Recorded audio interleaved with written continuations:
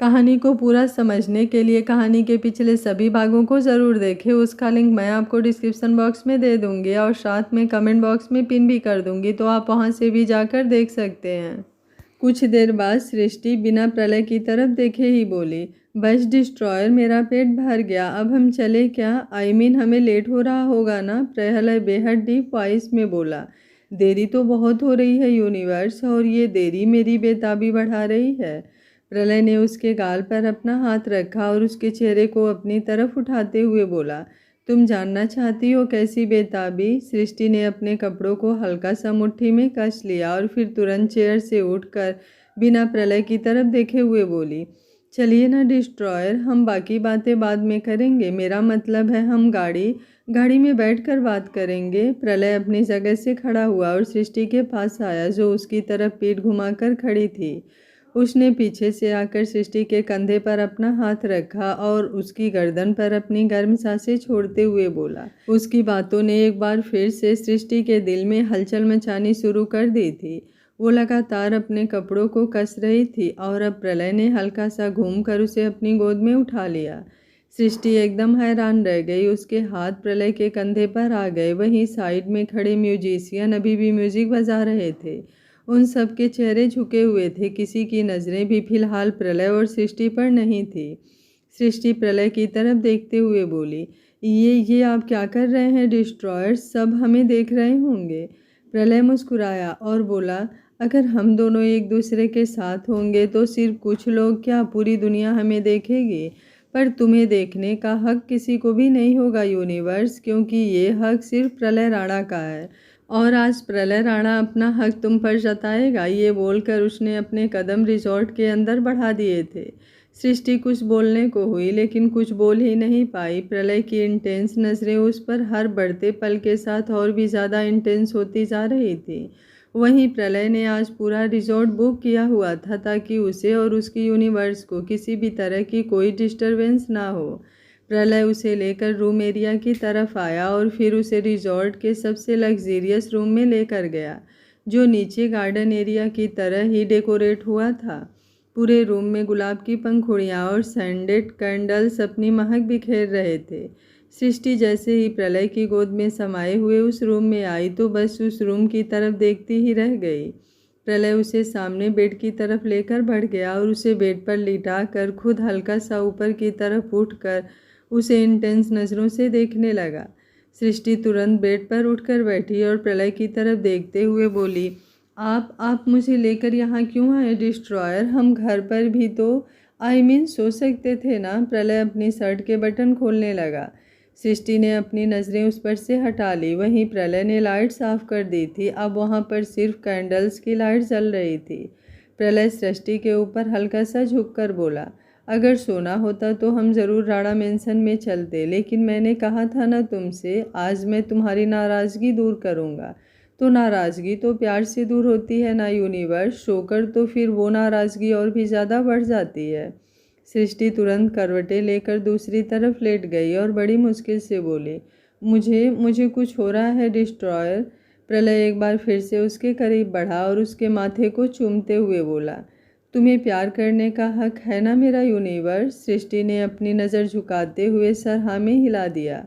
प्रलय ने उसे अपने आगोश में भर लिया। बहुत इंतज़ार किया मैंने इस पल का, चाहता था तुम्हें अपना बनाऊं, तुम पर अपना प्यार बरसाऊं। तुम्हारे जिस्म की तलब मुझे कभी भी नहीं थी, लेकिन फिर भी तुम्हें प्यार करने के लिए मेरा दिल तरसता था।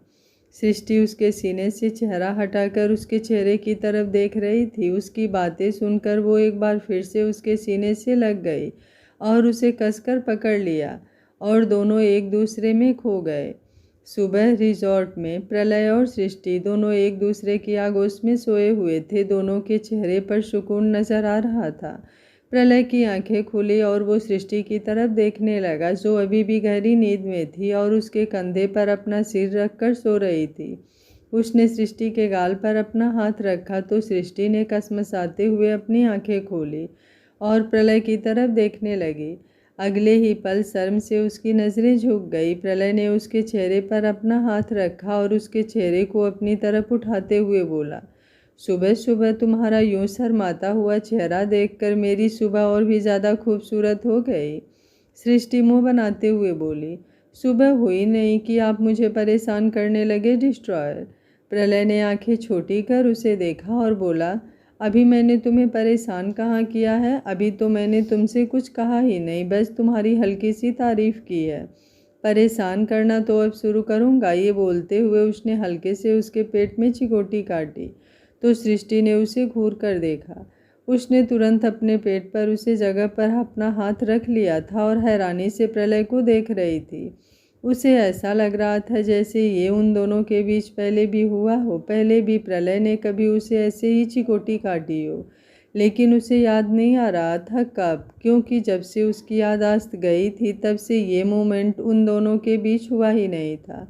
सृष्टि ने दर्द से आ भरी तो प्रलय तुरंत बोला, क्या हुआ? दर्द हुआ क्या? सृष्टि ने अपना सिर ना में हिलाया और बोली, कुछ नहीं। प्रलय ने अब थोड़ा सीरियस होते हुए पूछा, और कहीं दर्द तो नहीं हो रहा? सृष्टि उसके सवाल से एक बार फिर से शर्मा गई और उसके सीने में छुप गई। प्रलय तुरंत उसे अपने बाहों में समेटे हुए बोला, ऐसा करने से तुम बच नहीं सकती हो यूनिवर्स। परेशान तो मैं अभी भी तुम्हें करूँगा। ये बोलकर उसने सृष्टि को हल्का सा बेड पर सीधा किया और उसके चेहरे को बड़े प्यार से देखने लगा। सृष्टि का लाल हो रहा चेहरा बता रहा था कि उसे प्रलय की बातों से क्या फील कर रही है वो। उसने तुरंत अपना चेहरा दूसरी तरफ घुमा लिया तो इस बार प्रलय ने उसके गाल से अपना गाल लगा लिया। सृष्टि ने अपनी आंखें बंद कर ली थी और बस चुपचाप प्रलय को महसूस कर रही थी। कुछ देर बाद प्रलय उसे अपनी गोद में उठाकर वॉशरूम की तरफ ले गया और फिर कुछ देर बाद दोनों शावर लेकर बाहर आए।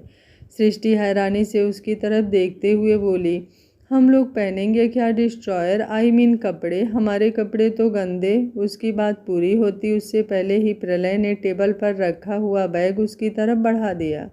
मतलब प्रलय ने सारी तैयारी पहले ही कर ली थी। सृष्टि ने मुस्कुराते हुए उसके हाथों से वो बैग लिया और फिर उन्हें लेकर चेंजिंग रूम में चली गई। वहीं प्रलय के चेहरे पर भी मुस्कुराहट तैर रही थी। आज कितने दिनों बाद उसने अपनी सृष्टि को यूं प्यार किया था, और वो भी होश में रहकर, वरना पिछली बार तो दोनों होश में ही नहीं थे। ऐसा लग रहा था जैसे उसे दुनिया भर का सुकून मिल गया हो। प्रलय और सृष्टि कुछ देर बाद उस रिजॉर्ट से बाहर निकले और प्रलय ने गाड़ी राणा मेंशन की तरफ बढ़ा दी। वहीं दूसरी तरफ फ्लैट में ख्याति मानव के साथ थी और मानव को अपने हाथों से खाना खिला रही थी। तभी मानव के पास एक फ़ोन आया। प्रलय ने मानव के जाने के बाद संतोष जी, राघव जी और विनीत तीनों को छोड़ दिया था, लेकिन उन तीनों की हालत बहुत ज़्यादा ख़राब थी। उन तीनों को उनके घर पर छुड़वाया गया था और अब जिस आदमी ने मानव को फ़ोन किया था उसने बताया कि राघव जी और संतोष जी की हालत बहुत ज़्यादा ख़राब थी, इसलिए वो दोनों मर चुके हैं।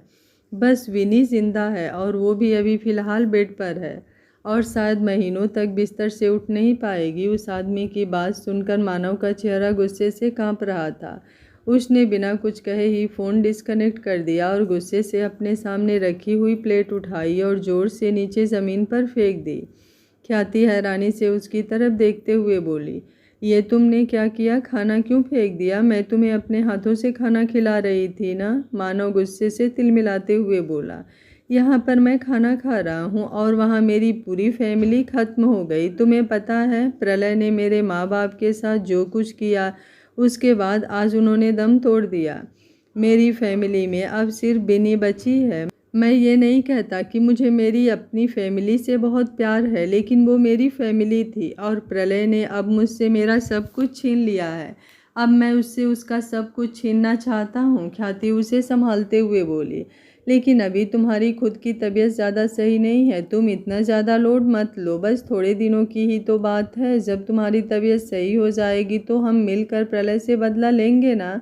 मैं तुम्हारा साथ दूंगी। मानव ने तुरंत उसका हाथ खुद से दूर झटकाया और बोला, नहीं, मैं और इंतज़ार नहीं करूँगा। मेरे पास ज़्यादा वक्त नहीं है। मुझे उस सृष्टि और प्रलय की पूरी दुनिया में प्रलय लाना है। आखिर उसे भी तो पता चले कि उसने किससे पंगा लिया था। मुझे थोड़े पैसे चाहिए, कुछ आदमी लगाने हैं मुझे इस काम पर। तुम मुझे पैसों दोगी ना?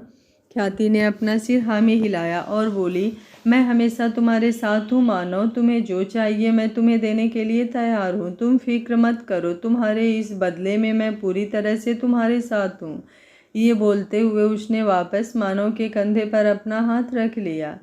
मानव ने एक गहरी सांस ली और सोचने लगा कि अब उसे आखिर करना क्या है। उसके दिमाग में एक प्लान चल रहा था और अब वो उस प्लान को एग्जीक्यूट करने वाला था। वहीं दूसरी तरफ प्रलय और सृष्टि दोनों राणा मैंसन में पहुंच चुके थे। सृष्टि को लेकर प्रलय अंदर की तरफ आया और सीधा अपने कमरे में लेकर चला गया। सृष्टि अपने कमरे में आते हुए इधर उधर अपना चेहरा घुमा रही थी। वो देख रही थी कि कहीं अमय तो उन दोनों को नहीं देख रहा। इस वक्त उसे बहुत ज़्यादा डर लग रहा था कि कहीं प्रलय के सामने एक बार फिर से अमय ना आकर खड़ा हो जाए और ऐसा वैसा कुछ ना कह दे जिससे उसकी और प्रलय की लड़ाई हो जाए। वो अमय का सामना तो कर सकती थी, लेकिन किसी भी कीमत पर प्रलय के सामने ये सारी बातें नहीं आने देना चाहती थी। उसे प्रलय के गुस्से से डर लग रहा था। प्रलय सृष्टि को लेकर रूम के अंदर आया और उसकी तरफ देखते हुए बोला, अब तुम थोड़ी देर रेस्ट करो, मैं ऑफिस जा रहा हूँ। शाम को ट्राई करूँगा जल्दी आने का और मॉम से कहकर तुम्हारे लिए ब्रेकफास्ट रूम में भिजवा दूँगा।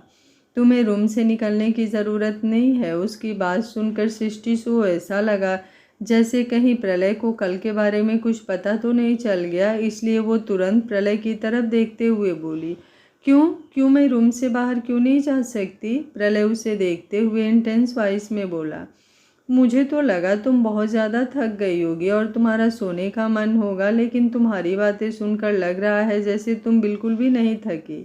कोई बात नहीं यूनिवर्स, अगर तुम चाहो तो।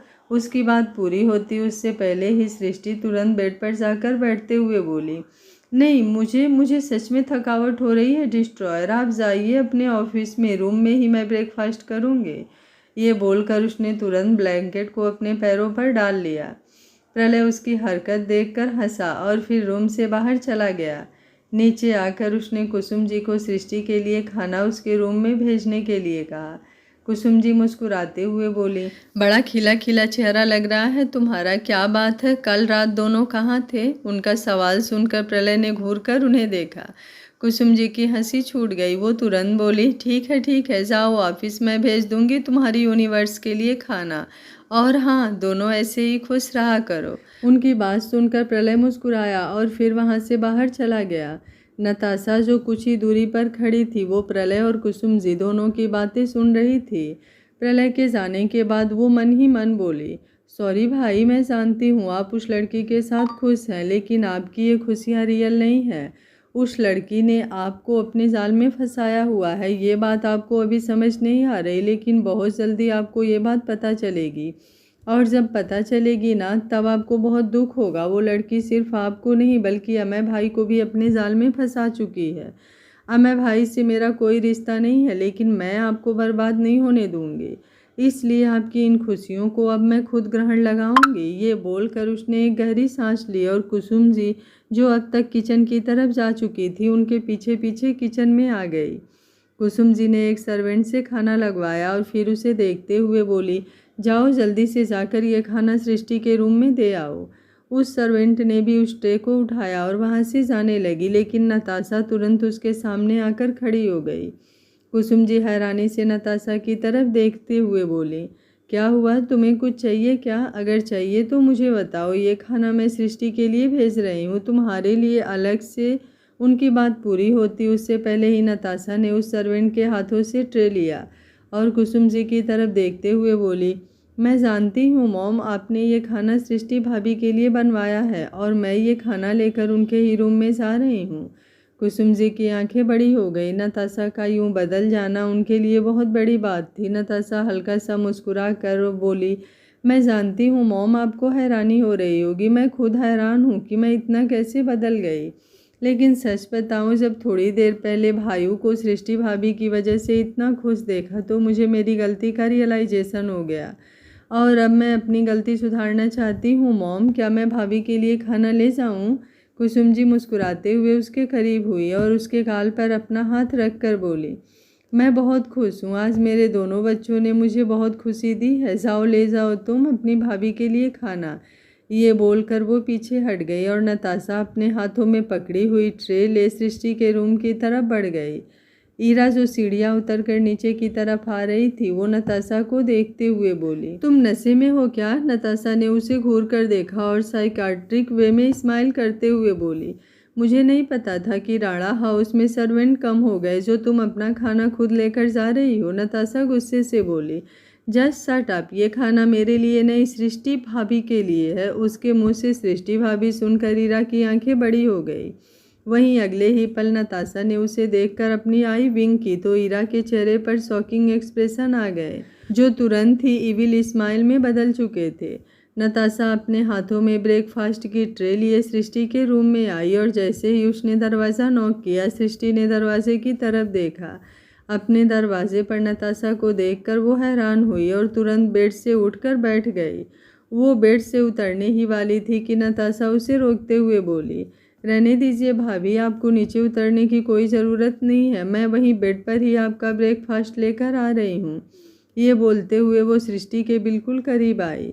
हैरानी से उसे देख रही थी। उसे यकीन नहीं हो रहा था कि नताशा उसे भाभी कह रही है। हालांकि नताशा ने उसे बहुत बार कुछ न कुछ कहकर जलील किया था, लेकिन उसके दिल में नताशा के लिए कोई जलिश नहीं था। नताशा मुस्कुराते हुए बोली, मैं जानती हूँ भाभी, आपको हैरानी हो रही होगी, लेकिन मुझे सच में अपनी गलतियों पर पछतावा हो रहा है। मैंने आपको गलत समझा और आपको भाई की ज़िंदगी से निकालना चाहा, लेकिन अब मुझे समझ आ चुका है कि मेरे भाई की खुशियाँ आपके साथ है।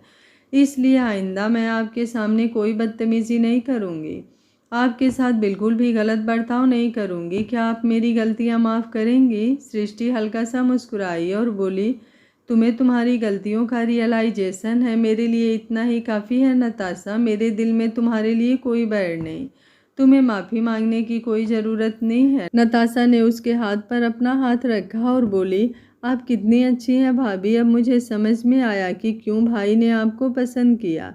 अब अगर लड़की इतनी खूबसूरत और इतनी समझदार होगी तो एक बिजनेसमैन उसे छोड़कर घाटे का सौदा तो नहीं करेगा ना।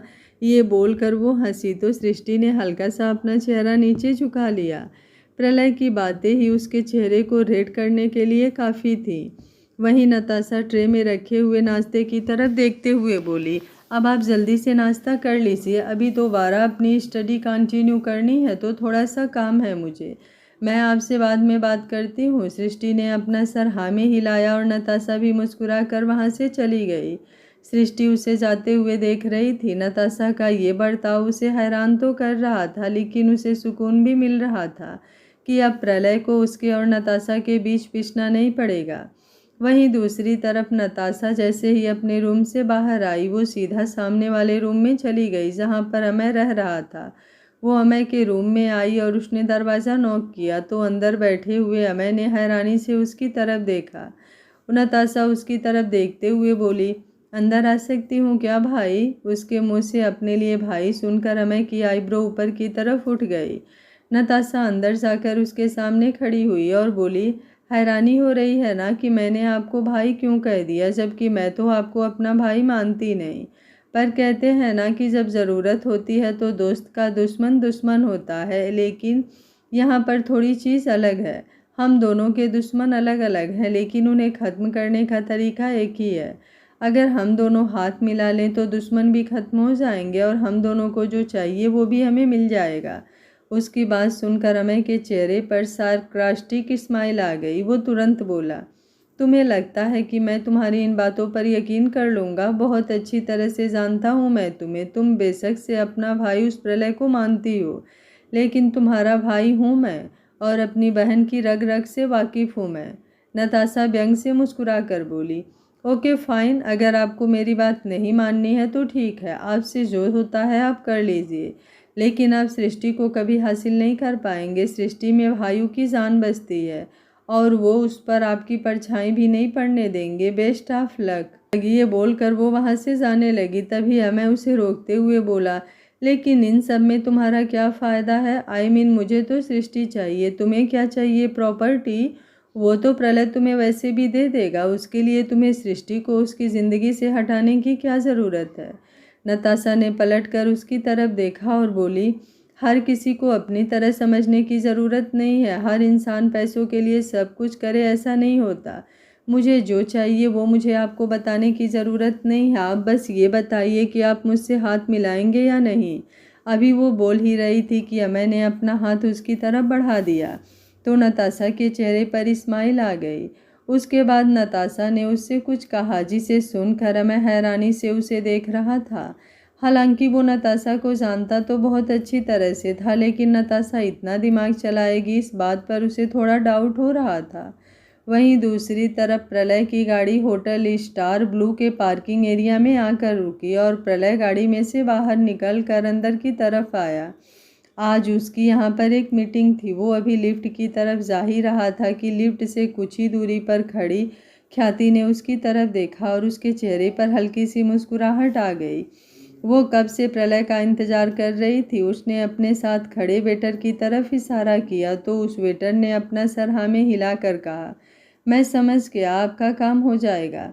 ये बोलकर वो वेटर वहाँ से चला गया। कुछ देर बाद प्रलय उस होटल के लग्जीरियस रूम में था और अपनी मीटिंग अटेंड कर रहा था। जैसे ही वो मीटिंग से फ्री हुआ तो वेटर्स ने उन्हें ड्रिंक और स्नैक्स सर्व करना शुरू कर दिया। एक वेटर जब प्रलय की तरफ आया तो प्रलय ने उसे ना में इशारा किया। वो ड्रिंक नहीं करना चाहता था, लेकिन तभी मिस्टर नमन उसकी तरफ देखते हुए बोले, क्या बात है मिस्टर राणा, लगता है शादी के बाद आपने ड्रिंक करना छोड़ दिया है। पर यार इतना भी मत बदलिए, कम से कम हमारी डील की खुशी में ही हमारे साथ थोड़ा सा ड्रिंक कर लीजिए। उनकी बात सुनकर अब प्रलय मना नहीं कर पाया और उसने एक गिलास उठाकर उसे अपने होठों से लगा लिया। उसने सोचा था कि वो ड्रिंक नहीं करेगा क्योंकि उसे सृष्टि के पास जल्दी से जल्दी जाना था। वो इन सब फालतू एक्टिविटीज़ में इन्वॉल्व नहीं होना चाहता था, पर अब उसके पास और कोई ऑप्शन भी नहीं था। कुछ देर बाद सभी बिजनेसमैन अपनी अपनी जगह से उठ चुके थे और प्रलय अभी भी अपनी जगह पर बैठा था। उसकी आंखों के सामने बार बार धुंधलापन आ रहा था। वो भी अपनी जगह से उठा। मिस्टर नमन प्रलय की तरफ देखते हुए बोले, अब हम सब चलते हैं मिस्टर राणा। मुझे आपको देखकर लगता है कि आपकी तबीयत सही नहीं है। आप चाहे तो थोड़ी देर रेस्ट कर सकते हैं। प्रलय तुरंत बोला, नहीं, मुझे रेस्ट की ज़रूरत नहीं है, मैं भी घर जाऊंगा। मिस्टर नमन हल्का सा मुस्कुराए और फिर अपने बाकी लोगों के साथ वहां से चले गए। प्रलय ने भी अपने सिर पर अपना हाथ रखा और दूसरे हाथ में बंधी हुई वॉच की तरफ देखकर बोला, 7 बजने वाले हैं, मुझे चलना चाहिए। ये बोलकर जैसे ही उसने एक कदम आगे बढ़ाया, अचानक उसके कदम लड़खड़ा गए। अब उसे चक्कर आने लगे थे। वो तुरंत पीछे की तरफ हुआ और उसने सोफे पर अपना हाथ रख लिया, वरना वो गिर जाता। वो तुरंत सोफे पर बैठ गया और अभी तकरीबन 2 से 4 मिनट ही बीते थे कि उसके रूम का दरवाज़ा एक बार फिर से खुला। एक लड़की रूम के अंदर आई और प्रलय के बिल्कुल करीब आकर खड़ी हो गई। प्रलय उसकी तरफ देख भी नहीं रहा था। उसकी हालत ही नहीं थी कि वो कुछ सोच समझ सके। वो लड़की प्रलय के ऊपर झुकी और उसके गाल पर अपनी उंगलियों को चलाते हुए बोली, वैसे तो मुझे बहुत बेसब्री से इस दिन का इंतज़ार था, पर अब जब इंतज़ार ख़त्म हो रहा है तो इरादे अलग हैं। ये बोलकर वो मुस्कुराई। वो लड़की कोई और नहीं ख्याति थी, जिसके चेहरे पर इविल एक्सप्रेशन थे। इस वक्त रूम का दरवाज़ा एक बार फिर से खुला और 2 लड़के अंदर आए। उन्होंने प्रलय को बेड पर लिटाया और तुरंत रूम के बाहर चले गए। उनके जाने के बाद ख्याति बेड पर आई और प्रलय की तरफ देखते हुए उसकी बगल में गई और जाकर उसके शर्ट के बटन खोलने लगी। वहीं दूसरी तरफ सृष्टि प्रलय का इंतजार कर रही थी। रात के 8 बज चुके थे और उसकी बेसब्री बढ़ती ही जा रही थी।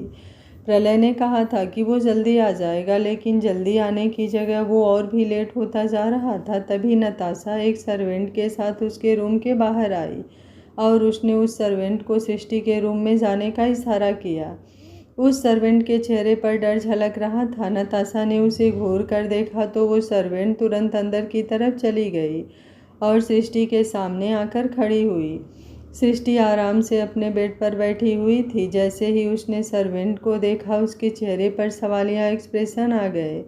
वो सर्वेंट थोड़ा डरते हुए बोली, वो प्रलय सर ऊपर आपको टेरिस पर बुला रहे हैं। सृष्टि हैरानी से बोली, टेरिस पर? लेकिन वो घर कब आए? मेरा मतलब है अगर वो घर आए हैं तो रूम में क्यों नहीं आए? वो सर्वेंट उसकी बात बीच में काट कर बोली, ये आप प्रलय सर से ही पूछ लीजिएगा। बाकी मुझे तो यही लगता है कि शायद वो आपको कोई सरप्राइज़ देने का सोच रहे हैं। सरप्राइज़ सुनकर सृष्टि को कल का दिन याद आ गया जब प्रलय ने उसे वो खूबसूरत सरप्राइज़ दिया था। वो मुस्कुराते हुए बेड से उठी और आईने की तरफ बढ़ गई।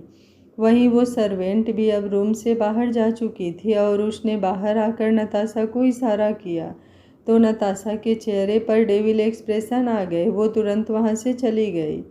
सृष्टि रूम से बाहर आई और टेरिस की तरफ बढ़ गई। जैसे जैसे वो टेरिस पर आ रही थी वैसे वैसे उसकी धड़कनें बढ़ती जा रही थी।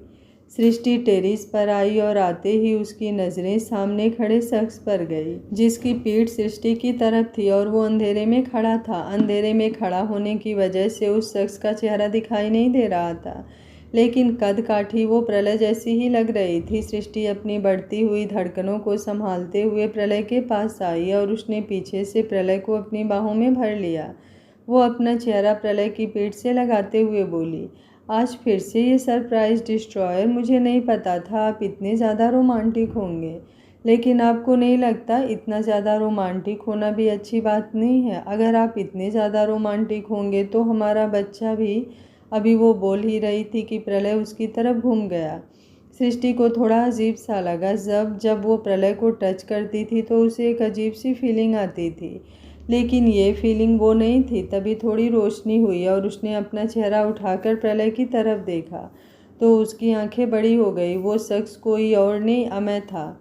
उसे देखते ही सृष्टि का दिल धक सा रह गया। वो बुरी तरह सहम गई थी। वो तुरंत वहाँ से जाने लगी, लेकिन अमय ने उसका हाथ पकड़कर उसे रोक लिया और उसके करीब होते हुए बोला, इतनी मुश्किल से तो तुम मेरे पास आई हो और अब इतनी जल्दी जा रही हो। ज़रा मुझसे बात तो करो, मुझे अपने साथ थोड़ा वक्त तो बिताने दो। सृष्टि गुस्से से बोली, हाथ छोड़िए मेरा, वरना। उसकी बात पूरी होती उससे पहले ही अमय बोला, वरना क्या करोगी? प्रलय से मेरी शिकायत करोगी? लेकिन वो क्या कर लेगा मेरा? वो मेरा कुछ बिगाड़ नहीं सकता। वो मेरा सौतेला भाई ज़रूर है, लेकिन अगर वो प्रलय राणा है तो मैं भी अमय राणा हूँ। और रही बात तुम्हारी, तो तुम्हें क्या लगता है कि मैं तुम्हारे साथ ज़बरदस्ती कर रहा हूँ? नहीं मेरी जान, बिल्कुल भी नहीं। हम दोनों का रिश्ता तो बहुत पुराना है। सृष्टि ने उसके सीने पर अपने हाथ रखकर उसे ज़ोर से धक्का दिया और बोली, खबरदार, अगर मेरे सामने कुछ बकवास करने की कोशिश की तो।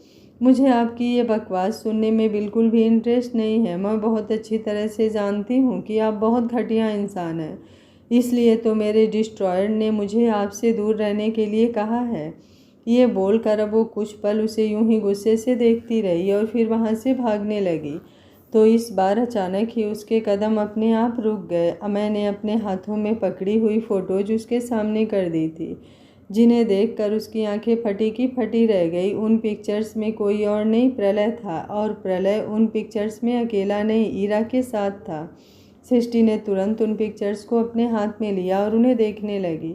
वो सब देखते हुए उसकी रूह कांप उठी थी। अमय उसके सामने आकर खड़ा हुआ और बोला, मेरे पास हम दोनों के साथ का तो कोई प्रूफ नहीं है, लेकिन ये प्रूफ ज़रूर है कि जिस पर तुम आंखें बंद करके यकीन कर रही हो, जिस इंसान पर तुम अपना प्यार लुटा रही हो, वो तुम्हारे प्यार के लायक बिल्कुल भी नहीं है। उसने तुम्हें मुझसे दूर रहने के लिए कहा। जानती हो क्यों? क्योंकि वो जानता है कि तुम्हारी याददाश्त जाने के पहले हम दोनों के बीच क्या रिश्ता था। तुम मुझसे प्यार करती थी सृष्टि, और मैं तुमसे। हम दोनों का प्यार भले ही गलत था क्योंकि तुम शादीशुदा थी और मुझे एक शादीशुदा लड़की से प्यार करने का हक नहीं था, लेकिन हम दोनों से गलती हुई। पर वो गलती होकर भी गलती नहीं थी, क्योंकि हमारा प्यार सच्चा था। पर माफ़ करना, जिस इंसान से तुम सच्चे प्यार के दावे कर रही हो ना, उसका प्यार एकदम झूठ है। सिर्फ ईरा के साथ नहीं, बल्कि प्रलय के और भी कई लड़कियों के साथ नाजायज़ रिश्ते हैं। तुम्हें क्या लगता है उसने तुम्हें फंसाने की कोशिश नहीं की थी? तुम मेरे ऑफिस में जॉब करती थी, लेकिन उसने तुम्हारे लिए मेरी कंपनी को ख़रीद लिया और तुम्हारे करीब आने की कोशिश की।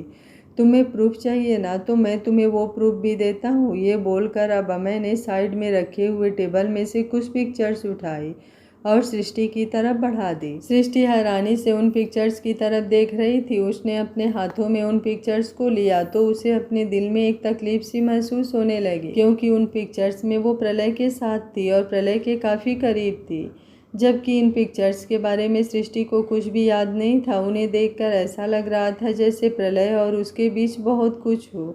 कुछ पिक्चर्स में तो प्रलय उसके साथ ज़बरदस्ती करता हुआ भी लग रहा था। अमय उसकी तरफ देखते हुए बोला, प्रलय ने तुम्हें बहुत बार प्रपोज किया, तुम्हें ज़बरदस्ती अपना बनाने की कोशिश की, लेकिन तुम मुझसे सच्चा प्यार करती थी सृष्टि, इसलिए तुम प्रलय की बातों में नहीं आई। लेकिन तुम्हारी याददाश्त जाने के बाद उसने मौके का फ़ायदा उठाया और तुम्हें मुझसे छीन लिया। तुम जानती हो, जब वो तुम्हें अपने पेंट हाउस में लेकर गया था तो तुम पर हमला करवाने वाला भी वही था। अगर तुम्हें नहीं यकीन तो तुम ये रिकॉर्डिंग चेक कर सकती हो। ये बोलते हुए उसने अपने फ़ोन में एक रिकॉर्डिंग स्टार्ट किया और अपना फ़ोन सृष्टि के आगे कर दिया। उस फ़ोन में प्रलय की आवाज़ साफ सुनाई दे रही थी, जिसमें वो अपने आदमियों को इंस्ट्रक्शन दे रहा था कि उन्हें सृष्टि पर अटैक तो करना है, लेकिन सृष्टि को एक भी खरोच नहीं आनी चाहिए। उन्हें सिर्फ सृष्टि को डराना है। वो रिकॉर्डिंग सुनकर सृष्टि और भी ज़्यादा दंग रह गई।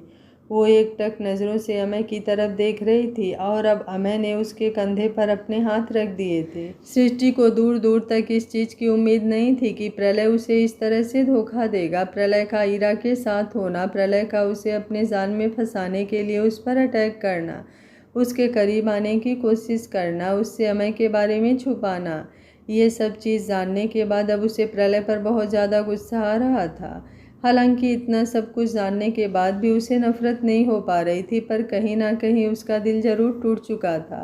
वो अमय की तरफ देखते हुए बोली, ये सब प्रूफ तो मैंने देख लिए, लेकिन इससे ये तो साबित नहीं होता ना कि मैं आपसे प्यार करती थी। और अगर आप सच में मुझसे इतना प्यार करते थे तो आपने अब तक मुझे सब कुछ बताया क्यों नहीं? इतने दिनों से मैं ये जानने की कोशिश कर रही हूँ कि मेरे बच्चे का बाप कौन है, लेकिन आपने आकर मुझे बताया क्यों नहीं? अमय तुरंत बोला, इसी बात का तो अफसोस है सृष्टि कि तुम्हारे इस बच्चे का बाप मैं नहीं हूँ। हम दोनों एक दूसरे से बहुत प्यार करते थे। हाँ, मैं तुमसे शादी करना चाहता था। मानो तुम्हें जिस तरह से ट्रीट करता था, उसके बाद मैंने यही सोचा था कि मैं उसका और तुम्हारा डाइवोर्स करवा दूंगा और तुमसे शादी करूंगा। लेकिन मैं इतना भी घटिया इंसान नहीं कि बिना तुमसे शादी किए तुम्हारे इस तरह से करीब आऊँगा। उसकी बात सुनकर सृष्टि के पैरों तले ज़मीन खिसक चुकी थी। उसने अपने होठों पर अपना हाथ रख लिया और कांपती आवाज़ में बोली, अगर अगर आप मेरे बच्चे के बाप नहीं हो तो। मैं उसकी बात पूरी होने से पहले ही बोला, प्रलय। प्रलय का नाम सुनकर सृष्टि के कदम पीछे की तरफ लड़खड़ा गए। अमय ने तुरंत उसकी कमर पर अपना हाथ रखा और उसे गिरने से बचा लिया। सृष्टि तुरंत उससे दूर हो गई। भले ही वो प्रलय के बारे में इतना सब कुछ जानकर हैरान थी और प्रलय से अब उसे नफरत भी हो रही थी, लेकिन इसका मतलब ये नहीं था कि वो किसी और को खुद को हाथ भी लगाने देगी। अमय उसे दूर जाते हुए घूर रहा था। इतना सब कुछ उसे बताने के बाद भी अभी तक सृष्टि को उस पर यकीन नहीं हुआ था, लेकिन अब वो जो हथियार इस्तेमाल करने वाला था, उसके बाद तो वो बहुत अच्छी तरह से जानता था कि सृष्टि सिर्फ उसके पास आएगी नहीं, बल्कि दौड़ी दौड़ी आएगी। इस बार प्रलय पर एक एक इंसान ने अलग अलग नहीं बल्कि सब ने मिलकर वार किया था, और वो सब सोचते हुए अमय के चेहरे पर डेविल स्माइल थी। वो सृष्टि की तरफ देखते हुए बोला, प्रलय की आदत है लड़कियों को इस्तेमाल करना। पहले उसने ईरा का इस्तेमाल किया और तुम्हारे आने पर उसे छोड़ दिया, और अब तुम्हें इस्तेमाल कर लिया। कल को कोई और आएगी तो वो उसके लिए तुम्हें भी छोड़ देगा। लेकिन मैं तुमसे प्यार करता हूँ, इसलिए तुम्हारे साथ कुछ बुरा होते नहीं देख सकता। बस इसलिए तुम्हें यह सब बताने के लिए यहाँ पर बुलाया। और अगर अभी भी तुम्हें मेरी बातों पर यकीन नहीं तो जाओ, होटल स्टार ब्लू में रूम नंबर 501 में जाओ। तुम्हारा हर एक शक दूर हो जाएगा कि तुम्हारा डिस्ट्रॉयर कैसा है और कैसा नहीं। अमय की बात सुनकर अब सृष्टि कुछ बोल ही नहीं पाई। उसका दिल जोरों से धक धक कर रहा था कि कहीं अगर अमय जो सब कुछ कह रहा है वो सच हुआ तो वो एक बार फिर से बर्बाद हो जाएगी, और इस बार जो बर्बादी होगी तो पूरी ज़िंदगी आबाद नहीं हो पाएगी। उसने अपने पेट पर अपना हाथ रख दिया, ये जानकर कि ये बच्चा सिर्फ नाम से प्रलय का नहीं बल्कि सच में प्रलय का है। उसे एक अजीब सी फीलिंग हो रही थी, आंखों से आंसू आ रहे थे और चेहरे पर तकलीफ झलक रही थी। वो तुरंत वहाँ से टेरिस की सीढ़ियों की तरफ घूम गई। वहीं जैसे ही वो सीढ़ियाँ उतरकर राणा मेंसर से बाहर निकली, ईरा और नताशा टेरिस पर आईं और मुस्कुराते हुए अमय की तरफ देखने लगी। अमय और नताशा ने प्लान बनाया था कि वो सृष्टि को सब कुछ बताएंगे, लेकिन प्रलय होटल में ख्याति के साथ होगा। ये प्लान सिर्फ अमय और नताशा का नहीं था, बल्कि इसमें ईरा भी शामिल थी।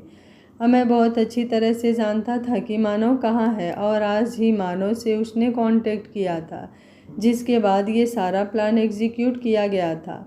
और अब इस प्लान का आखिरी पड़ाव चल रहा था। सृष्टि जैसे ही पार्किंग एरिया में आकर गाड़ी में बैठी, ड्राइवर तुरंत गाड़ी के अंदर बैठा। वो सृष्टि की तरफ देखते हुए बोला, मैडम, इस वक्त रात बहुत हो चुकी है, मुझे नहीं लगता आपका कहीं पर जाना सेफ होगा।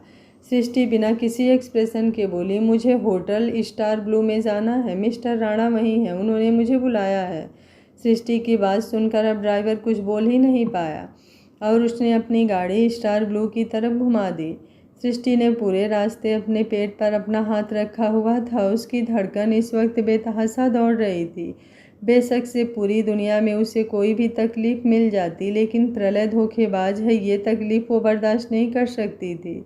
उसकी आंखों से आंसू बरस रहे थे। वहीं दूसरी तरफ होटल स्टार ब्लू में इस वक्त प्रलय बेड पर था। उसकी शर्ट नीचे ज़मीन पर गिरी हुई थी। इस वक्त वो पूरी तरह से शर्टलेस था। उसके साथ उसके बगल में लेटी हुई ख्याति के गोरे कंधे भी ब्लैंकेट से साफ दिखाई दे रहे थे। ऐसा लग रहा था जैसे उन दोनों के बीच। ख्याति प्रलय की तरफ देखते हुए बोली, मैं तो सीधे सीधे तुम्हें हासिल करना चाहती थी प्रलय, इसलिए तुम्हें बहुत बार अप्रोच भी किया, लेकिन तुमने हर बार मेरा प्रपोजल ठुकरा दिया और फिर मुझे मानव के साथ देहरादून भेज दिया। मुझे तो पता भी नहीं था कि तुम्हारे दिमाग में चल क्या रहा है, लेकिन ये तो गलत बात है ना। अपना प्यार हासिल करने के लिए तुमने मुझे इस्तेमाल किया और मेरे प्यार का क्या? उसकी तुम्हें कोई वैल्यू नहीं है। अगर तुम्हें मेरी वैल्यू नहीं है तो अब मुझे भी तुम्हारा प्यार नहीं चाहिए। मैं मानव के साथ खुश हूँ, लेकिन मानव का बदला मेरे लिए बहुत ज़रूरी है। किसी भी वक्त तुम्हारी यूनिवर्स यहाँ पर आती ही होगी। और ये बोलते हुए अचानक से ही वो चुप हो गई और उसने प्रलय के गाल पर अपना हाथ रख दिया। वो जिस फ्लोर पर थी वहाँ पर अगर कदमों की आहट भी होती तो उसे अच्छी तरह से सुनाई देता। वो समझ चुकी थी कि इस वक्त उस फ्लोर पर कौन आया होगा। उसने प्रलय के गाल पर अपना हाथ रखा और उसे किस करने लगी। प्रलय, जो इस वक्त पूरी तरह से अपने होश खो चुका था, उसने नशे में और बेहोशी के हालत में ही अपना हाथ ख्याति के कंधे पर रख दिया और हल्का सा उसे बेड पर झुकाकर खुद उसके ऊपर आने की कोशिश करने लगा। ये सब तो ख्याति के लिए सोने पर सुहागे जैसा था। और वहीं दरवाजे पर खड़ी सृष्टि इस वक्त पूरी तरह से टूट चुकी थी। अब ये सब देखने के बाद उसके लिए कुछ और देखना बाकी ही नहीं था। उसने तुरंत दरवाज़ा बंद किया और दरवाजे से वापस घूमकर लिफ्ट की तरफ जाने लगी। उसकी आंखों से बेहिसाब आंसू बह रहे थे और उसे अपनी पूरी ज़िंदगी एक धोखा लग रही थी। वो गहरी गहरी सांसें लेने लगी और उसने अपने पेट पर अपना हाथ रख लिया। इस वक्त उसे अपने जिस्म से अपनी जान निकलती हुई महसूस हो रही थी। उसने लिफ्ट का बटन दबाया और वो लिफ्ट में एंटर हुई। अचानक से ही उसकी आंखों के सामने सब कुछ धुंधला धुंधला चलने लगा और वो अगले ही पल बेहोश होकर लिफ्ट में ही गिर गई। जैसे ही लिफ्ट ग्राउंड फ्लोर पर पहुंची और खुली तो उसे उस हालत में देखकर वहां पर खड़ा स्टाफ हैरान रह गया। उन्होंने तुरंत सृष्टि को उठाया और उसे सिटी हॉस्पिटल में ले गया। ख्याति, जो अपना काम पूरा कर चुकी थी, अब वो तुरंत प्रलय के साइड से हट गई और उस रूम से बाहर चली गई, क्योंकि उसने भले ही उस होटल में अपना रूम बुक किया था, लेकिन वो रूम ये वाला नहीं था। इसलिए अब वो अपने रूम में चली गई थी ताकि किसी को शक ना हो। होटल के सीसीटीवी फुटेज उसने पहले ही खराब करवा दिए थे। धीरे धीरे रात बीत गई और सुबह के वक्त प्रलय की आंखें खुली। आंखें खुलते ही उसे अपने सिर में ज़ोरों से दर्द महसूस हुआ। वो तुरंत अपनी जगह पर उठकर बैठा तो अपनी हालत देखकर उसके होश उड़ गए। उसने तुरंत अपने आसपास देखा। उसके कपड़े नीचे ज़मीन पर बिखरे हुए थे और बेड की हालत काफ़ी ज़्यादा ख़राब लग रही थी। लेकिन इतना तो वो जानता था कि बेहोशी की हालत में भी वो अपनी यूनिवर्स के अलावा किसी और के करीब नहीं जा सकता। उसने तुरंत अपनी पॉकेट चेक की तो उसका फ़ोन अब भी उसकी पॉकेट में था। उसने जल्दी से अपना फ़ोन निकाला और सृष्टि को कॉल किया, लेकिन सृष्टि का कॉल लग ही नहीं रहा था। वो लगातार सृष्टि को कॉल करता रहा। उसने बेड से उठकर अपने कपड़े पहन लिए थे तो उस रूम से बाहर निकला और बाहर आते ही वो तुरंत अपनी गाड़ी में बैठकर वहाँ से निकल गया। उसके पास फ़िलहाल इतना भी वक्त नहीं था कि वो वहाँ पर रुक कर ये चेक कर सके कि आखिर कल रात क्या हुआ और क्या नहीं। उसे जल्द से जल्द अपनी यूनिवर्स के पास पहुँचना था, क्योंकि इतना तो वो समझ चुका था कि ये सब ज़रूर किसी की साजिश है, और अगर ये साजिश उसके साथ रची गई है तो इसका इफ़ेक्ट सृष्टि पर पड़ रहा होगा। वो तुरंत राणा मेंशन आया और सीधा अपने रूम में जाने लगा तो कुसुम जी उसे रोकते हुए बोली, कहाँ जा रहे हो तुम? प्रलय और सृष्टि कहाँ हैं? कुसुम जी का सवाल सुनकर प्रलय हैरानी से बोला, मतलब क्या मतलब है आपका? सृष्टि कहाँ है? वो हमारे रूम में होगी ना? वो तो घर पर ही होगी ना? कुसुम जी ने अपना सर नामे हिलाया और बोली, नहीं तो सृष्टि तो घर पर नहीं है, वो तो कल रात ही गाड़ी में बैठकर किसी होटल गई थी, शायद होटल स्टार ब्लू ऐसा कुछ था। उसने तो मुझे नहीं बताया, लेकिन मुझे ड्राइवर से पता चला।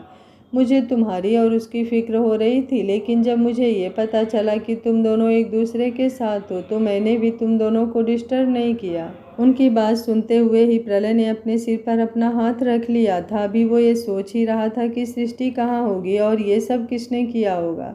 तभी उसका फ़ोन बजा। सिटी हॉस्पिटल से कॉल आते देख प्रलय ने तुरंत कॉल रिसीव किया। सामने से जो कहा गया उसे सुनकर उसकी आंखें बड़ी हो गई। वो तुरंत बोला, मैं अभी आ रहा हूँ, मैं बस अभी 5 मिनट में वहाँ पहुँच रहा हूँ।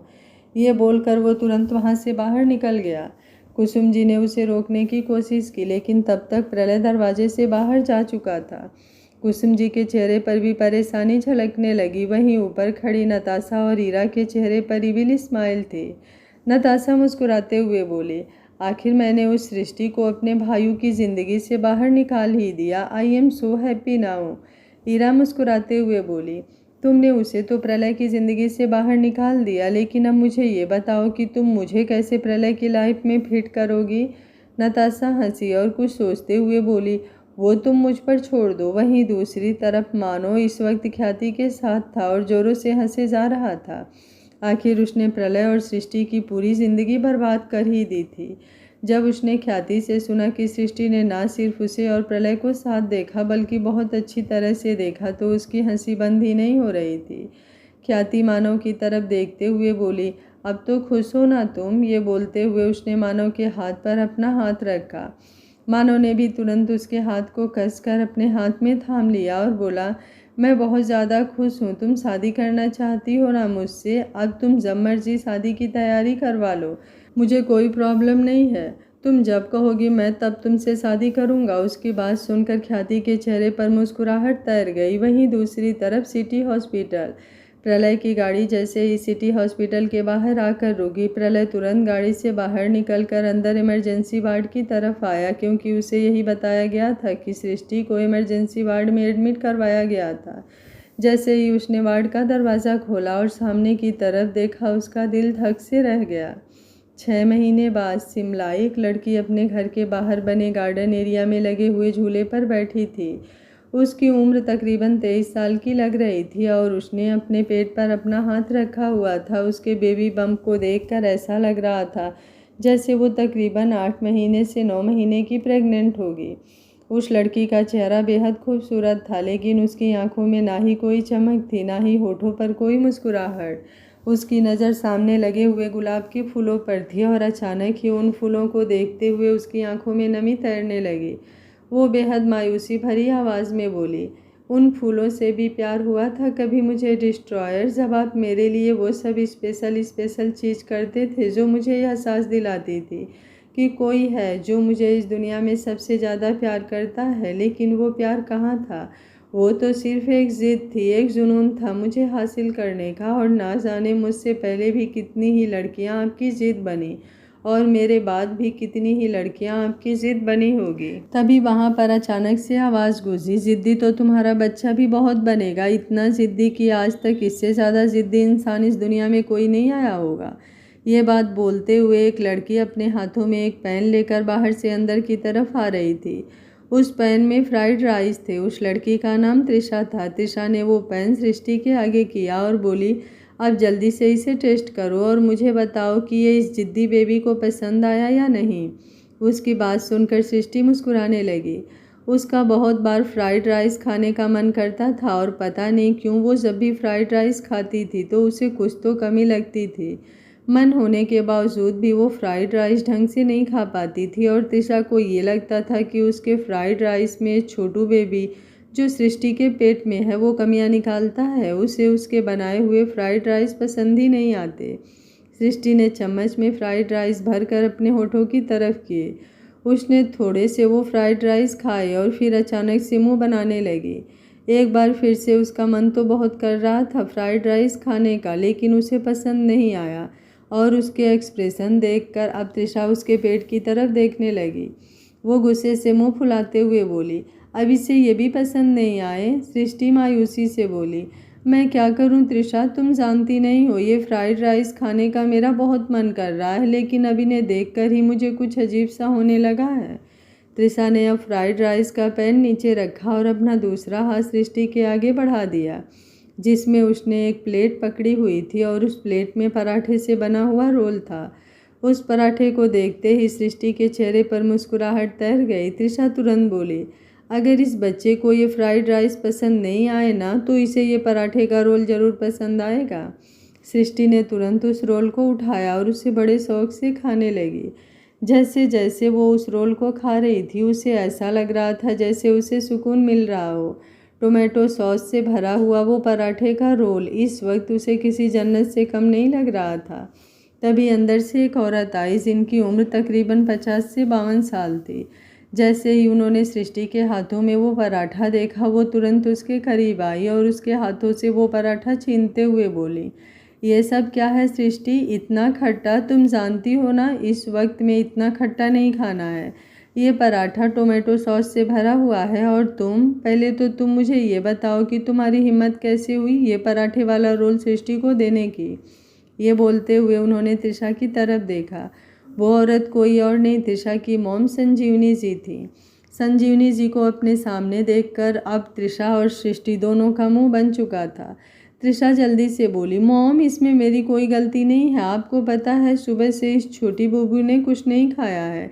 ये ज़िद्दी बेबी ढंग का कुछ भी नहीं खाता, लेकिन अगर इसे ऊट पटांग और खट्टी खट्टी चीज़ दे दो तो ये तुरंत खा लेता है। कितना ज़िद्दी है ये छोटू बेबी। ये बोलते हुए उसने सृष्टि के पेट पर अपना हाथ रखा तो सृष्टि खिलखिलाकर हंस दी। संजीवनी जी उसे हंसते हुए देख रही थी। बहुत कम ही सृष्टि के चेहरे पर यह हंसी दिखाई देती थी। जब सृष्टि ने उनकी नज़रें खुद पर महसूस की तो वो अपना चेहरा हल्का सा झुकाकर बोली, आइंदा से मैं ये पराठे वाला रोल नहीं खाऊंगी माँ, आई प्रॉमिस। मैं दाल चावल और सिंपल रोटी खाऊंगी, एकदम हेल्दी खाना खाऊंगी। ये पराठे वाला रोल बिल्कुल भी नहीं खाऊंगी, बस आप मुझसे नाराज़ मत होना। ये बोलते हुए वो संजीवनी जी के गले से लग गई तो तृषा उन्हें देखते हुए नाक सिकोड़ कर बोली, ये क्या मतलब हुआ? मैंने इतना सब कुछ किया और मुझे बदले में कुछ भी नहीं मिला और ये झप्पी तुम मॉम को दे रही हो। सृष्टि भी जल्दी से नाक सिकोड़ कर बोली, क्योंकि तुम्हें मुझसे झप्पी चाहिए ही नहीं, तुम्हें तो इस जिद्दी बच्चे से झप्पी चाहिए। तो जब ये दुनिया में आ जाएगा इसकी झप्पी तुम तभी लेना। तृषा का मुंह और भी ज़्यादा बन गया। संजीवनी जी सृष्टि के सर को सहलाते हुए बोली, तुम जाओ, जाकर अंदर रेस्ट करो, मैं तुम्हारे लिए खाना तुम्हारे रूम में भिजवाती हूँ। सृष्टि ने अपना सर हाँ में हिलाया और वहाँ से अंदर की तरफ चली गई। उसके अंदर जाते ही तृषा ने संजीवनी जी की तरफ देखा और बोली, मॉम अब तो डिलीवरी का वक्त पास आता जा रहा है ना, तो क्या अब भी सृष्टि हमारे पास ही रहेगी? आई मीन क्या वो सृष्टि को लेने आएंगे? सृष्टि हमसे दूर चली जाएगी और आपने मुझे आज तक नहीं बताया कि सृष्टि हमारे साथ क्यों है। उसकी फैमिली है और हम तो उसकी फैमिली को भी जानते हैं। वो अपनी बात पूरी करती उससे पहले ही संजीवनी जी ने उसके होठों पर अपना हाथ रख दिया और धीमे से बोली, चुप, बिल्कुल चुप। ये बात सृष्टि को नहीं पता लगनी चाहिए कि हम उसे जानते हैं। उसे यही गलतफहमी है कि वो बस अचानक से मुझे मिल गई और मैं उसे अपने घर ले आई। आज तक उसे कभी इस बात का पता नहीं चला कि उसका यहाँ पर आना किसी की मर्ज़ी है, किसी का मेरे लिए हुक्म है। तो प्लीज़ ये राज राज ही रहने दो। उनकी बात सुनकर तृषा भी चुपचाप उन्हें देख रही थी। ये बात तो वो भी जानती थी कि सृष्टि के यहाँ आने के पीछे बहुत बड़ा राज है, जिसके बारे में सृष्टि को दूर दूर तक कोई भनक नहीं है।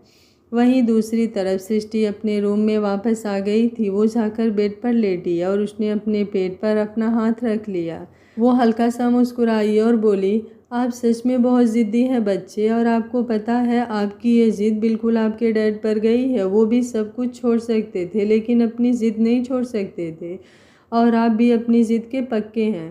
पर मैं नहीं चाहती आप ज़िद्दी बनो, अपनी ज़िद के चलते दूसरे को इमोशंस के साथ खिलवाड़ करो। ये बोलते हुए उसकी आंखों से आंसू बहने लगे थे। कब वो रोते रोते सो गई उसे पता ही नहीं चला।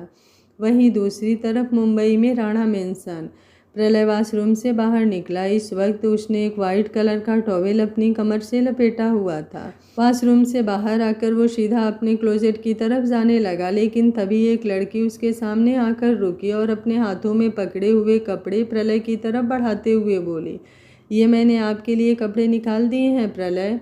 प्रलय ने उसे एक्सप्रेशनलेस होकर देखा और बोला, मुझे ये कपड़े नहीं पहनने, मैं अपने कपड़े खुद निकाल सकता हूँ। कितनी बार मना कर चुका हूँ तुम्हें कि तुम्हें मेरे काम करने की ज़रूरत नहीं है, लेकिन फिर भी तुम अपनी हरकतों से बाज नहीं आती।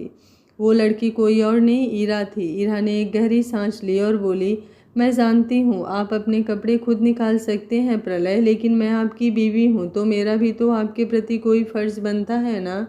प्रलय उसे तिरछी नज़रों से देखा और बोला, ओह रियली, तो तुम अपना फ़र्ज निभाने के लिए मुझे कपड़े निकाल कर दे रही हो। फॉर गॉड से कीरा, मेरे सामने ये ड्रामा मत करो। तुम भी जानती हो कि मैंने तुमसे शादी ज़रूर की है, लेकिन मैं तुम्हें अपनी बीवी नहीं मानता। तो प्लीज़ तुम्हें ये सब चीज़ करने की कोई ज़रूरत नहीं है। जाओ जाकर अपने काम पर ध्यान दो। ये बोलकर प्राय वहाँ से साइड हट गया और क्लोजेट की तरफ आकर अपने कपड़े निकालने लगा। ईरा एक बार फिर से उसके पास वापस आई और गुस्से से उसे देखते हुए बोली, जब तुम मुझे अपनी बीवी मानते ही नहीं हो तो तुमने मुझसे शादी क्यों की प्रलय? मैंने तो तुमसे कुछ नहीं कहा था, तुमने खुद मुझे शादी का ऑफर दिया था, तो शादी करने के बाद भी तुम्हें मुझे अपनी बीवी मानने में क्या प्रॉब्लम है? प्रलय एक बार फिर से एक्सप्रेशनलेस होकर बोला, मेरी मर्जी, और जहाँ मेरी मर्जी होती है वहाँ पर किसी और का कुछ भी नहीं होता। Now just get lost. ये बोलकर उसने ईरा का क्लोजेट पर रखा हुआ हाथ हटाया और क्लोजेट से कपड़े निकाल कर चेंजिंग रूम की तरफ चला गया। ईरा गुस्से से मुंह बनाते हुए उसकी तरफ देख रही थी। वो पिछले तकरीबन 5 महीने से प्रलय के साथ रह रही थी। प्रलय ने उससे शादी की थी, लेकिन अभी तक उसने ईरा को बीवी वाला हक नहीं दिया था। हक देना तो दूर, अगर ईरा उसके सामने भी जाती तो प्रलय गुस्से से मुंह बनाने लगता था। उसका गुस्सा 7वें आसमान पर चला जाता था। वो हर वक्त अपनी ही चीज़ों में उलझा रहता और कभी घर पर आता तो कभी महीना महीना घर पर ही नहीं आता। उसे समझ नहीं आ रहा था कि आखिर ये सब चल क्या रहा है। वो अब हद से ज़्यादा फ्रस्ट्रेट हो चुकी थी। जैसे ही प्रलय चेंजिंग रूम से बाहर आया, ईरा एक बार फिर से उसके सामने आकर खड़ी हुई और बोली, तुम मेरे साथ ऐसा नहीं कर सकते हो प्रलय। शादीशुदा होने के बावजूद भी हम दोनों के बीच पति पत्नी वाला कोई रिश्ता नहीं। आखिर तुम मुझे बताओ तो सही कि तुम्हें मेरे करीब आने से प्रॉब्लम क्या है? प्रलय, जो आईने के सामने आकर खड़ा हो चुका था और ईरा को इग्नोर करने की कोशिश कर रहा था, वो बस जल्दी जल्दी रेडी होना चाहता था ताकि यहाँ से जा सके। ईरा एक बार फिर से उसके पास आई और बोली, आज तुम्हें मेरी बातों का जवाब देना होगा प्रलय। मुझे बताओ, आज तक कभी हम दोनों के बीच हस्बैंड वाइफ वाला रिलेशन क्यों नहीं बना? क्यों आज तक हम दोनों के बीच इंटीमेंसी तो दूर एक किस तक नहीं हुई? प्रलय अब एकदम से इरिटेट हो गया और गुस्से से चिल्लाते हुए बोला, क्योंकि तुम मेरे प्यार के लायक ही नहीं हो। तुम्हें मेरी बीवी बनना था तो मैंने तुम्हें अपनी बीवी बना लिया। इससे ज़्यादा की औकात तुम्हारी नहीं है। अब तुम्हें तुम्हारा जवाब मिल गया होगा। Now just get lost. ये बोलते हुए उसने एक एक शब्द पर काफ़ी जोर दिया और ईरा बस उसकी तरफ देखती ही रह गई। प्रलय अपना फ़ोन लेकर रूम से बाहर चला गया और तुरंत अपनी गाड़ी में आकर बैठा और राणा मेंशन से निकल गया। कुसुम जी जो हाल में खड़ी थी, उन्होंने प्रलय को जाते हुए देखा, लेकिन उसे रोका नहीं, क्योंकि वो जानती थी कि प्रलय उनके रोकने से रुकेगा ही नहीं। तकरीबन आधे घंटे बाद प्रलय की गाड़ी एक ग्राउंड के बाहर आकर रुकी, जहां पर सामने ही एक प्राइवेट जेट खड़ा था। प्रलय अपनी गाड़ी से बाहर निकला और अपने जेट की तरफ बढ़ने लगा। तभी एक शख्स उसके सामने आकर खड़ा हुआ। वो शख्स प्रलय का न्यू पर्सनल असिस्टेंट मुच्छ था। मुच्छ प्रलय की तरफ देखते हुए बोला, सर, आप पिछले 1 महीने में ये 10वीं बार शिमला जा रहे हैं। आई मीन, अगर आप वहाँ पर रहना चाहते हैं तो क्या मैं आपके वहाँ पर रुकने के अरेंजमेंट कर दूँ? आई मीन, वहाँ पर बहुत सारे रिसोर्ट और होटल हैं तो आपको कंफर्टेबल लगेंगे। प्रलय ने गुस्से भरी नज़रों से उसे देखा और बोला, अब ये तुम मुझे बताओगे कि मुझे कहाँ कब कितना रुकना है? तुमसे बस जितना कहा जाए उतना किया करो। मुच्छ ने तुरंत अपना सिर हाँ में हिलाया और पीछे की तरफ हट गया। प्रलय प्राइवेट जेट में बैठा और वो प्राइवेट जेट तुरंत आसमान में अपनी उड़ान भरने लगा।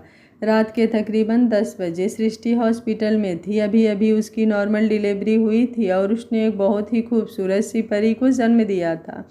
अभी वो बेहोश थी और वो खूबसूरत सी परी उसके बगल में लेटी हुई थी। तभी सृष्टि को ऐसा लगा जैसे कोई उसके बच्चे को उससे दूर लेकर जा रहा है। सृष्टि बेहोशी में ही कांपने लगी।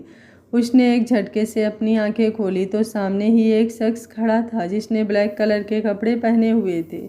उसका पूरा चेहरा ढका हुआ था और वो उसके बच्चे को उससे सच में दूर लेकर जा रहा था। सृष्टि तुरंत अपनी जगह से ऊपर उठते हुए बोली, प्लीज़ प्लीज़ ऐसा मत करो, मेरी बच्ची को लेकर कहीं मत जाओ। प्लीज़ मेरी बच्ची मुझे वापस दे दो, मैं तुम्हारे आगे हाथ जोड़ती हूँ। लेकिन वो जब तक अपनी बच्ची को हाथ लगाती उससे पहले ही वो शख्स तुरंत उस बच्ची को लेकर वहाँ से भाग चुका था। सृष्टि जोर से चिल्लाई, डिस्ट्रॉयर। प्रलय का 1 महीने में 10 बार शिमला जाने के पीछे क्या राज है? संजीवनी और त्रिशा को सृष्टि का ख्याल रखने के लिए किसने कहा था? आखिर ये किस राज की बात कर रहे हैं? ऐसे और भी बहुत सारे सवाल आपके मन में जन्म ले चुके होंगे। आगे आने वाले एपिसोड में इन सारे सवालों का जवाब मिलेगा, बहुत ही रोमांच और सस्पेंस के साथ। उम्मीद करती हूँ आप लोगों को ये पार्ट पसंद आया होगा। कहानी अच्छी लग रही है तो वीडियो को लाइक शेयर एंड चैनल को सब्सक्राइब कर लीजिएगा। Thank you for watching. मिलते हैं कहानी के अगले भाग में।